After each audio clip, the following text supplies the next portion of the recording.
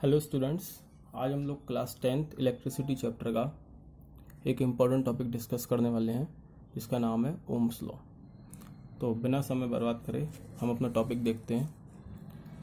देखिए, जो आपकी ओम्स लॉ है उसको दिया था जॉर्ज सिमन ओम्स ने। ये फिजिसिस्ट थे, जर्मन फिजिसिस्ट थे जिन्होंने ये लॉ दी थी। नाम था इनका जॉर्ज सिमन ओम। इस लॉ के अकॉर्डिंग इन्होंने क्या फाइंड करा था, आपका रिलेशन फाइंड करा था between current and potential difference. Current and potential difference के बीच में इन्होंने रिलेशन फाइंड करा था। पीडी मतलब पोटेंशियल डिफरेंस। करंट को मैं किससे रिप्रेजेंट करता हूँ? आई से रिप्रेजेंट करता हूँ। पोटेंशियल डिफरेंस को मैं वी से रिप्रेजेंट करूंगा। जो करंट की यूनिट होगी वो एम्पेयर होती है और वोल्ट पोटेंशियल डिफरेंस की यूनिट होती है वोल्ट।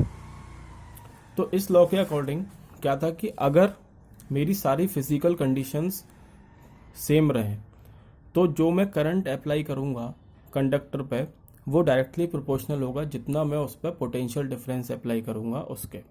मतलब if all the physical conditions of a conductor remaining same, the current flowing through it is directly proportional to the potential difference at its end. इसका मतलब क्या हुआ कि अगर मैंने कोई कंडक्टर लिया, मान लो ये मेरा कंडक्टर है, इसको मैंने कनेक्ट कर दिया आपको एक बैटरी से। बैटरी क्या करती है? बैटरी मेरा पोटेंशियल डिफरेंस अप्लाइड करती है, मेंटेन करके रखती है। और ये मैंने एम्पियर लगा दिया, एमीटर लगा दिया। एमीटर हमेशा सीरीज में लगता है।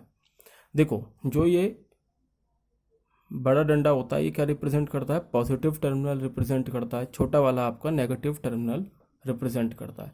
या इसको बोलूं और स्पेसिफिकली बोलूं तो ये आपका हायर पोटेंशियल पे होता है, हायर पोटेंशियल पे, और ये आपका लोअर पोटेंशियल पे होता है। तो क्योंकि ये हायर पोटेंशियल पे है और ये वाला एंड आपका लोअर पोटेंशियल पे है, तो यहाँ पे क्या होगा? हायर पोटेंशियल जनरेट हो जाएगा और यहाँ पे आपका लो पोटेंशियल मेंटेन हो जाएगा। इसकी वजह से क्या होगा? जो आपका चार्ज होगा वो फ्लो करना स्टार्ट करेगा from higher potential to lower potential. जब हायर पोटेंशियल और लोअर पोटेंशियल की तरफ आपका चार्ज फ्लो करेगा तो ये किसको रिजल्ट देगा? करंट को रिजल्ट देगा। तो यही जॉर्ज सिमन ओम्स ने बोला था कि अगर मेरी सारी फिजिकल कंडीशन सेम रहती हैं। अच्छा, फिजिकल कंडीशन से मेरा क्या मतलब है कि अगर मान लो मेरा टेम्परेचर कांस्टेंट रहता है, अगर टेम्परेचर चेंज हो जाएगा तो ये लॉ डिस्टर्ब हो जाएगी। क्या था? आप एक रिलेशन पढ़ोगे आगे जाके, R T is equal to R naught 1 plus alpha T. मतलब जो रेजिस्टेंस है वो भी डिपेंड करता है किस पे? टेम्परेचर पे।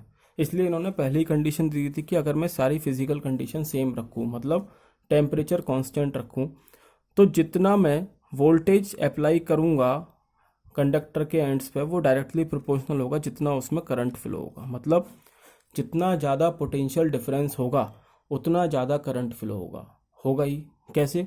जितना ज़्यादा पोटेंशियल डिफरेंस उतना ज़्यादा चार्ज फ्लो होगा, और जितना ज़्यादा चार्ज फ्लो होगा उतना करंट फ्लो होगा। क्योंकि करंट क्या होता है? I is equal to Q upon T. Rate of flow of charge is known as current. ये आपको पता होगा। देखो, इसको हम ऐसे भी समझ सकते हैं कि जो हमारे घर पे पानी की टंकी होती है उसको हम ग्राउंड फ्लोर पर न रखे अपने टॉप फ्लोर पर रखते हैं, बल्कि जो सबसे ऊंची जगह होगी घर की, मतलब जो रूफ होगी, वहां पर हम टंकी रखते हैं। इसका रीजन क्या है? इसका रीजन है हमारा हाइट। हाइट की वजह से क्या होगा? क्योंकि हमारा जो प्रेशर होता है वो डायरेक्टली प्रोपोर्शनल होता है हाइट के। जितना ज़्यादा हाइट का डिफरेंस होगा उतना ही ज़्यादा प्रेशर का डिफरेंस क्रिएट होगा, और जितना प्रेशर का डिफरेंस होगा उतने ही प्रेशर से आपका लिक्विड फ्लो करेगा। यही सेम चीज़ आपकी यहाँ हो रही है कि जो आपने बैटरी लगाई, आप जितना ज़्यादा पोटेंशियल डिफरेंस क्रिएट कर पाओगे दोनों एंड के बीच में उतना ही ज़्यादा आपका चार्ज फ्लो होगा और उतना ही ज़्यादा आपका करंट फ्लो होगा। मतलब जो आप पोटेंशियल डिफरेंस अप्लाई कर रहे हो वो डायरेक्टली प्रोपोर्शनल है किसके? करंट के। यही आपकी ओम्स लॉ बोल रही है कि if all the physical conditions of a conductor remaining same, the current flowing through it is directly proportional to the potential difference at its end. अब मैंने मान लिया कि मेरे पास कोई कंडक्टर है जिसमें से करंट आई फ्लो हो रहा है और मैंने पोटेंशियल डिफरेंस उस पर वी अप्लाई करा है। तो ओम्स लॉ के अकॉर्डिंग ये हो गया V is directly proportional to I.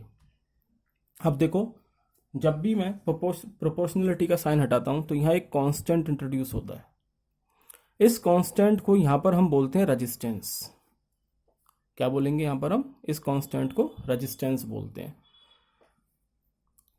अब ये कांस्टेंट आया कहाँ से? तो ये अभी हम लोग देखेंगे। पहले हम देख लेते हैं कि हमारा रेजिस्टेंस होता क्या है। तो V is equal to I R, ये आपका रिलेशन आ गया, ओम्स लॉ का रिलेशन। ठीक है, V is equal to I R. अब इस V is equal to I R को क्या मैं ऐसे ले सकता हूँ? I is equal to V upon R. यहां से मुझे मिल रहा है I is directly proportional to V and I is inversely proportional to R। I V के डायरेक्टली प्रोपोर्शनल, ये तो हमें ओम्स लॉ ने बता ही दिया कि जितना पोटेंशियल डिफरेंस अप्लाई करूंगा उतना ही मेरा करंट ज़्यादा फ्लो करेगा। अब बात है कि यहाँ पर ये चीज़ क्या दिखा रही है मुझे? तो ये जो इन्वर्सली प्रोपोर्शनल है ये मुझे क्या बता रहा है कि जितना ज़्यादा मैं रजिस्टेंस अप्लाई करूंगा उतना ही मेरा करंट कम फ्लो होगा कंडक्टर में से, या जितना मेरा रजिस्टेंस कम होगा उतना ही ज़्यादा करंट फ्लो हो पाएगा। मतलब अगर मैं रजिस्टेंस बढ़ा रहा हूँ तो मेरा करंट कम फ्लो हो रहा है, और मैं रजिस्टेंस अगर कम कर रहा हूँ तो मेरा करंट ज़्यादा फ्लो हो रहा है। इन्वर्सली प्रोपोर्शनल का मतलब यही हुआ। इसका मतलब मैं कह सकता हूँ कि जो मेरा रजिस्टेंस है वो क्या है? वो मेरे करंट को अपोज कर रहा है। कैसे? क्योंकि जितना मैं रजिस्टेंस बढ़ाता जा रहा हूँ करंट उतना ही कम फ्लो होता जा रहा है। तो इसका मतलब कि जो रेजिस्टेंस है वो करंट को अपोज कर रहा है। तो यहीं से मेरी इलेक्ट्रिकल रेजिस्टेंस की डेफिनेशन निकलती है। क्या है? The opposition offered by a conductor to the flow of current is known as electrical resistance. मतलब कंडक्टर जो अपोजिशन प्रोवाइड करेगा, ऑफर्ड करेगा फ्लो ऑफ करंट को, उसको मैं इलेक्ट्रिकल रेजिस्टेंस बोलूँगा। इसकी यूनिट क्या होगी? ओम्स होती है। हमने साइंटिस्ट के नाम, जो है हमारे साइंटिस्ट थे जॉर्ज सिमन ओम, उनके ही नाम पे हमने इसकी यूनिट रखी ओम। सिंबल इसका इस तरीके का होता है, ओम्स, ऐसे ऐसे, ये इसका सिंबल होगा।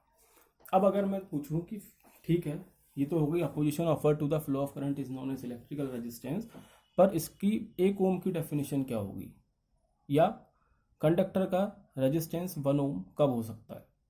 तो सिंपल सी बात है, ये आपके सामने I is equal to V upon R है, या R is equal to V upon I है। तो ये R 1 कब हो सकता है? जब मैं पोटेंशियल डिफरेंस भी वन अप्लाई करूं कंडक्टर के एंड्स पे, और उसमें से करंट भी 1 एम्पियर फ्लो होगा, तो आपका रेजिस्टेंस ऑटोमेटिकली 1 ओम हो जाएगा। तो यहीं से ये डेफिनेशन निकल जाती है, when a potential difference of 1 volt is applied across the end of conductor and a current of 1 ampere flows through it, then resistance is 1 ohm. Simple. अगर 1 वोल्ट पोटेंशियल डिफरेंस में कंडक्टर के ends पे apply करूँ और उसमें से current 1 ampere flow हो, तो जो मेरा रेजिस्टेंस होगा वो 1 ओम हो जाएगा। ठीक है। इसके बाद जो आपका हम सर्किट यूज करते हैं ओम्स लॉ को प्रूव करने के लिए, वो ऐसा दिखता है। क्या है इस सर्किट में? एक रेजिस्टेंस लिया जिसका रेजिस्टेंस, इस वायर का रेजिस्टेंस मुझे मेज़र करना है। ये मैंने रियोस्टेट लिया। रियोस्टेट क्या होता है? मेरा वेरिएबल रेजिस्टेंस होता है, एक डिवाइस होता है, उसमें से मैं की निकालता रहता हूँ और अपना वेरिएबल रेजिस्टेंस प्रोवाइड करवाता हूँ सर्किट में। ये मेरा स्विच है, डॉट लगा हुआ है बीच में, मतलब क्लोज स्विच है। ये मेरी बैटरी प्रोवाइड करवा दी मैंने। ठीक है, ये पॉजिटिव टर्मिनल, ये नेगेटिव टर्मिनल। एमीटर हमेशा सीरीज़ में लगता है, मैंने सीरीज़ में लगा दिया। वोल्टेज नापूंगा, और वोल्टेज किससे नापी जाती है? वोल्ट मीटर से। मैंने ये पैरेलल में लगा दिया, क्योंकि वोल्ट मीटर हमेशा पैरेलल में ही लगता है। अगर मैं इसको एक्सपेरिमेंटली करूं और मैंने इसमें एग्जांपल ले लिया कि मानो कि मेरी वोल्टेज जो है वो मैंने 2 वोल्ट अप्लाई करा बैटरी से, तो उस टाइम पे मेरा करंट 4 एम्पियर आया। जब मैंने वोल्टेज और बढ़ा दी, मान लो 4 वोल्ट कर दी, तो मेरा करंट 8 एम्पियर हो गया। मैंने 6 वोल्ट कर दी तो मेरा करंट 12 वोल्ट एम्पियर हो गया। 8 वोल्ट कर दी तो मेरा करंट 16 एम्पियर हो गया। ये जस्ट एन एग्जांपल है। अगर हम इसके बीच में ग्राफ ड्रॉ करते हैं, V और I के बीच में ग्राफ प्लॉट करते हैं, तो वो हमें डायरेक्टली प्रोपोर्शनल के लिए स्ट्रेट लाइन मिलती है। ठीक है, तो ये क्या मिलाता दिखाता है? ये एक्सपेरिमेंटली डिफाइन है। इसी ऐसा ही ग्राफ हमें मिलता है straight line, V is directly proportional to I। ठीक है।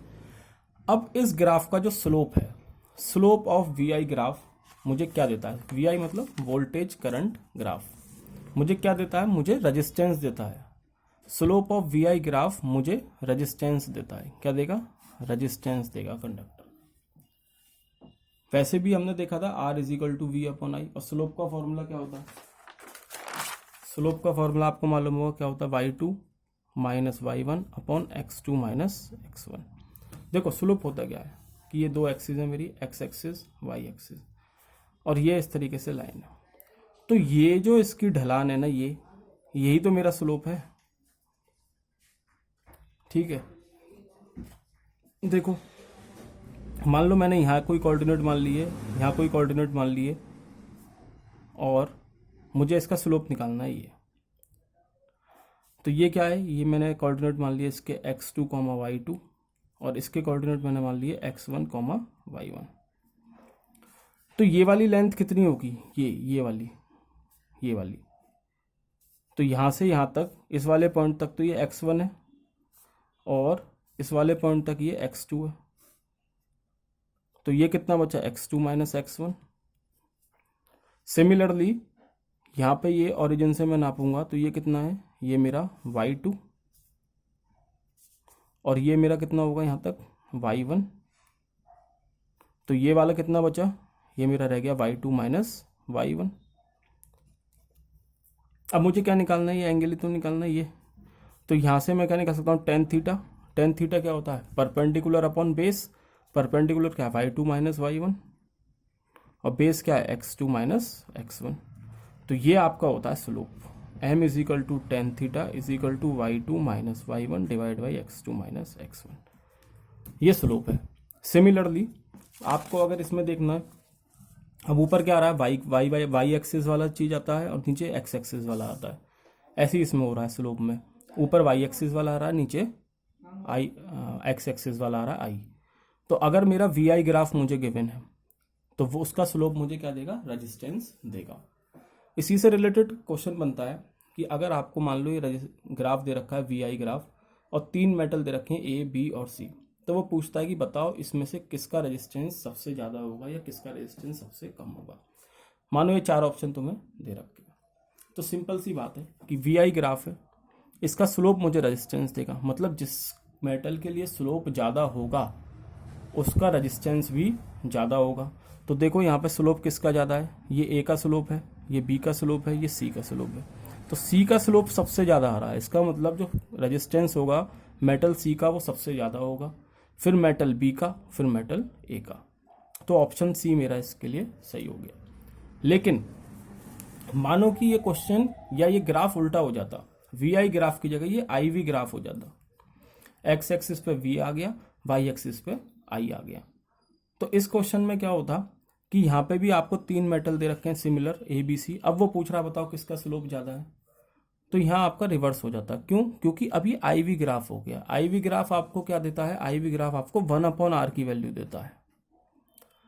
मतलब जिसका स्लोप ज़्यादा होगा उसका 1/r ज़्यादा होगा। इसका मतलब सी का 1/r सबसे ज़्यादा होगा। ठीक है, 1/r सबसे ज़्यादा है तो इसका मतलब इसका r सबसे कम होगा। तो इस क्वेश्चन के लिए आपका ऑप्शन बी सही हो जाएगा, क्योंकि यहाँ पे आपका रिवर्स हो गया। यहाँ पे आपका v एक्स एक्सिस पे आ गया और आई वाई एक्सिस पे आ गया। तो यहाँ जिसका स्लोप ज़्यादा होगा उसका रेजिस्टेंस सबसे कम होगा। तो यहाँ सी का सबसे कम रेजिस्टेंस होगा, फिर बी का, और फिर ए का सबसे ज़्यादा होगा। तो ये ऑप्शन बी होगा। ठीक है, आशा करते हैं आपको ये ओम्स लॉ थोड़ा क्लियर हो गया होगा। नेक्स्ट लेक्चर में मुलाकात करेंगे।